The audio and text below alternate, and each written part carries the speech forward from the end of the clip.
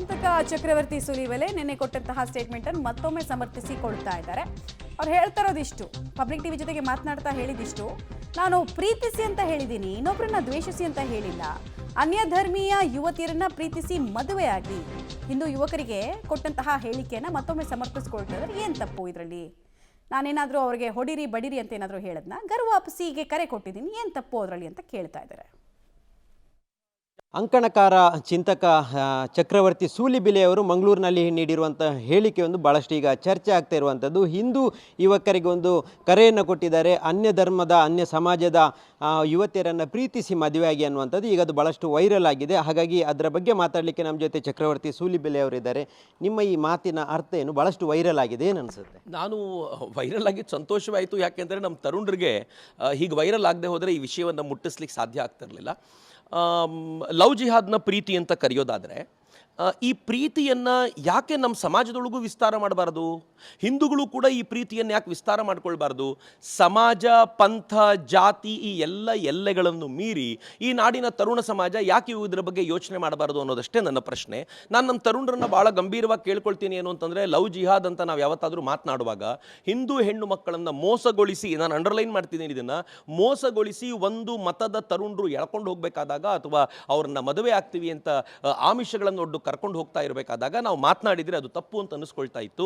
ಅದನ್ನು hate speech ಅಂತ ಕರಿತಾ ಇದ್ರು. ಆದರೆ ಇವತ್ತು ನಾನು ಸ್ಪೀಚ್ ಆಫ್ ಲವ್ ಕೊಡ್ತಾ ಇದ್ದೀನಿ. ಏನು ಅಂತಂದರೆ, ನಾವು ಕೂಡ ಇದೇ ರೀತಿ ಇದೇ ಪ್ರೇಮವನ್ನು ನಾವು ವಿಸ್ತಾರಗೊಳಿಸಿ ಜಾತಿ ಮತ ಪಂಥಗಳ ಎಲ್ಲೆಯನ್ನು ಮೀರಿ ಇದನ್ನು ಹಬ್ಬಿಸಬೇಕು ಅಂತ ನಾನು ಕಳಕಳಿಯಿಂದ ವಿನಂತಿಸ್ಕೊಳ್ತೀನಿ. ಹಿಂದೂ ಯುವತಿಯರನ್ನು ಬೇರೆ ಧರ್ಮದವರು ಲವ್ ಜಿಹಾದಿ ಮಾಡ್ತಾ ಇದ್ರು ಅನ್ನೋದಕ್ಕೆ ಈಗ ನಿಮ್ದು ಇದೇನು ಉಲ್ಟಾನ? ಹಾಗಾದರೆ ಲವ್ ಜಿಹಾದ್ಗೆ ಉಲ್ಟಾ ನಮ್ದು ಆಗೋದಕ್ಕೆ ಸಾಧ್ಯವೇ ಇಲ್ಲ. ಯಾಕೆ ಅಂತಂದರೆ, ಲವ್ ಜಿಹಾದ್ ಅನ್ನೋದು ಇಲ್ಲ ಅಂತ ವಾದ ಮಾಡಿದವರಲ್ವ ಇವರೆಲ್ಲರೂ.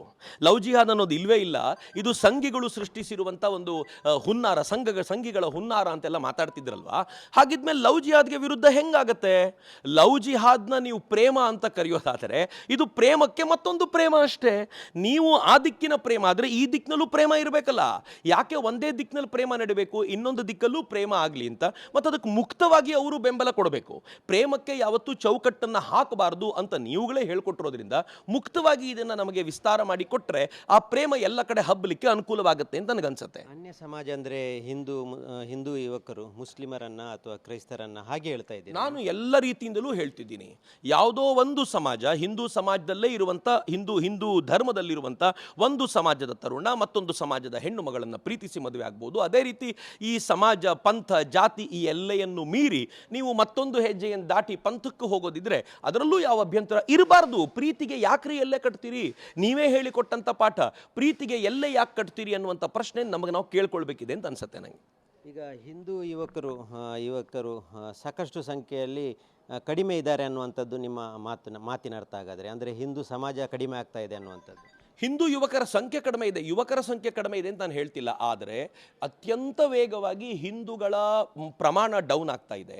ಇದನ್ನು ಡೆಮೋಗ್ರಫಿಕ್ ಚೇಂಜ್ ಅಂತ ನಾವು ಗುರುತಿಸೋದಾದರೆ, ನಮ್ಮ ಡೆಮೋಗ್ರಫಿಕ್ ಚೇಂಜ್ ಹೇಗಾಗಿದೆ ಅಂತಂದರೆ, ಈ ದೇಶದಲ್ಲಿ ನಾನು ಅದನ್ನು ಎಲ್ಲ ಕಡೆ ಅದನ್ನೇ ಹೇಳ್ತಾ ಇದ್ದೀನಿ, ಮುಸಲ್ಮಾನರು ತಮ್ಮನ್ನು ತಾವು ಅಲ್ಪಸಂಖ್ಯಾತರು ಅಂತ ಕರೀತಾರೆ.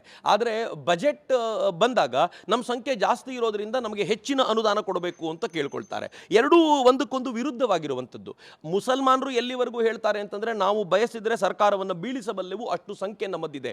ಅಂದರೆ ಡೆಮೋಗ್ರಫಿಕ್ ಚೇಂಜ್ ಇದೆಯಲ್ಲ, ಇದು ಯಾವುದೇ ರಾಷ್ಟ್ರಕ್ಕೂ ಒಳ್ಳೆಯದಲ್ಲ. ಇದು ಬರೀ ಭಾರತ ಅಂತಲ್ಲ, ಇವತ್ತು ಯುರೋಪಿಯನ್ ಯೂನಿಯನ್ನಲ್ಲಿ ಈ ಪ್ರಾಬ್ಲಮ್ ಶುರುವಾಗಿದೆ, ಫ್ರಾನ್ಸ್ನಲ್ಲಾಗಿದೆ, ಇಟಲಿಯಲ್ಲಾಗಿದೆ, ಜರ್ಮನಿಯಲ್ಲಾಗಿದೆ, ಅಮೆರಿಕ ಕೂಡ ಇದರ ವಿರುದ್ಧವಾಗಿ ಹೋರಾಟ ಮಾಡುವಂಥ ಪರಿಸ್ಥಿತಿಗೆ ಬಂದಿದೆ. ನೀವು ಚೈನಾದಲ್ಲಿ ಕೇಳಿದರೆ ಉಯ್ಗುರ್ ಮುಸಲ್ಮಾನರನ್ನ ತಲೆ ಎತ್ತಿ ತಿರುಗಾಡ್ಲಿಕ್ಕೆ ಬಿಡದೇ ಇರುವಂಥ ವಾತಾವರಣ ಇದೆ. Because demographic change is very dangerous ಅನ್ನೋ ಕಾರಣಕ್ಕೋಸ್ಕರ.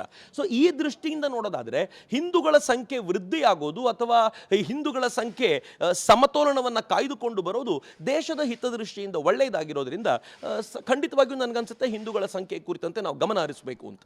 ಲವ್ ಜಿಹಾದ್ ಮೂಲಕ ಬಹಳಷ್ಟು ಹಿಂದೂ ಯುವತಿಯರನ್ನ ಚಕ್ರವರ್ತಿ ಸೂಲಿಬೆಲೆ ಅವರದ್ದು ರಿಯಾಕ್ಷನ್ ಅನ್ನ ನೀವು ಗಮನಿಸ್ತಾ ಇದ್ರಿ. ಸೊ ನಿನ್ನೆ ಆ ಸ್ಟೇಟ್ಮೆಂಟ್ ವಿವಾದದ ಸ್ವರೂಪ ಪಡಿತಾ ಇದ್ರು. ನಾನು ಹೇಳಿದ್ರಲ್ಲಿ ತಪ್ಪೇನಿದೆ ಅಂತ ಅವರದ್ದೇ ಆದಂತಹ ಸಮರ್ಥನೆಗೆ ಅವರು ಹೇಳಿದಿರೋದನ್ನು ಗಮನಿಸ್ತಾ ಇದ್ದೇನೆ. ಮತ್ತು ಪ್ರೀತಿ ಸಾರುವಂತಹ ಕೆಲಸವನ್ನು ನಾನು ಮಾಡ್ತಾ ಇದ್ದೀನಿ. ಅದರಲ್ಲಿ ತಪ್ಪು ಹೇಗೆ ಕಂಡುಹಿಡಿಯೋದಕ್ಕಾಗತ್ತೆ? ಮತ್ತು ಡೆಮೋಗ್ರಫಿಕ್ ಚೇಂಜ್ ಬಗ್ಗೆ ಮಾತಾಡ್ತಾ ಇದ್ರು. ಅಂದರೆ ಒಂದು ಪ್ರದೇಶದಲ್ಲಿ ಕೇವಲ ಒಂದೇ ಸಮುದಾಯದವ್ರದ್ದು ಡಾಮಿನೆನ್ಸ್ ಆದರೆ ಉಳಿದವರು ಅಲ್ಪಸಂಖ್ಯಾತರಾಗ್ಬಿಡ್ತಾರೆ. ಬಹುಸಂಖ್ಯಾತರು ಅಲ್ಪಸಂಖ್ಯಾತರಾದಾಗ ಭಾಳ ಪ್ರಾಬ್ಲಮ್ಗಳು ಆದಂತಹ ಉದಾಹರಣೆಗಳನ್ನು ನಾವು ಜಗತ್ತಿನಾದ್ಯಂತ ನೋಡ್ತಾ ಇದ್ದೀವಿ. ಅದರ ವಿರುದ್ಧ ನಮ್ಮ ಹೋರಾಟ ಅನ್ನೋದನ್ನ ಅವರು ಹೇಳೋ ಪ್ರಯತ್ನವನ್ನು ಮಾಡ್ತಾ ಇದ್ದಾರೆ.